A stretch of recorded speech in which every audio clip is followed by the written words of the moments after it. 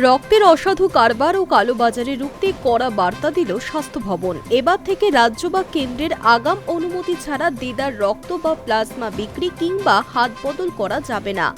সরকারি ও বেসরকারি উভয় ব্লাড ব্যাংকের জন্যই বিপুল পরিমাণ রক্ত স্থানান্তরের ক্ষেত্রে বেশ কিছু নতুন ও কড়া নিয়ম বাধ্যতামূলক করা হয়েছে। পুরনো বিধি স্মরণ করিয়ে স্পষ্ট জানিয়ে দেওয়া হয়েছে, অনুমোদন ছাড়া রক্ত পাঠালে আইনি পদক্ষেপ করা হবে।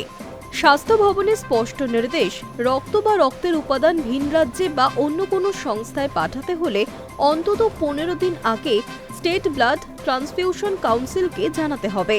ছাড়পত্রের আবেদনপত্রে কয়েকটি গুরুত্বপূর্ণ তথ্য উল্লেখ করা বাধ্যতামূলক। রক্তের প্রেরক বা সরবরাহকারী ব্লাড ব্যাংকের নাম, ঠিক কোন ব্লাড গ্রুপ পাঠানো হচ্ছে এবং তার পরিমাণ কত, রক্তদাতার লিখিত অনুমতিপত্র।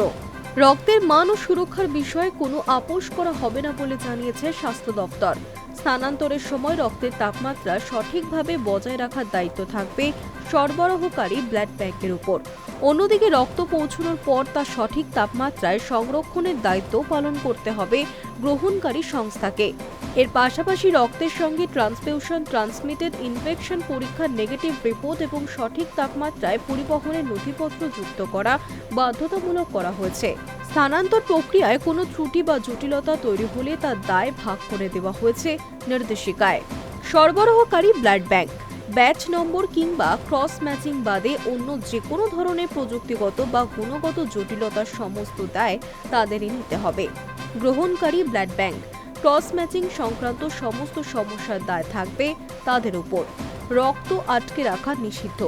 অনেক সময় দেখা যায় কিছু ব্লাড ব্যাংক কেবল নিজেদের ভর্তি থাকা রোগীদের জন্যই রক্তের স্টক ধরে রাখে। স্বাস্থ্য ভবন পরিষ্কার জানিয়ে দিয়েছে, কোনো সংস্থা কেবল নিজেদের গ্রাহকদের জন্য রক্ত মজুত করে আটকে রাখতে পারবে না। প্রয়োজন অনুযায়ী সব ধরনের রোগীকে রক্ত দিতে বাধ্য থাকবে তারা। এছাড়া রাজ্য থেকে রাজ্য রক্ত স্থানান্তরের পূর্বে স্বাস্থ্য দপ্তরের নির্ধারিত বিশেষ ফর্ম পূরণ করা এখন থেকে বাধ্যতামূলক। High news network.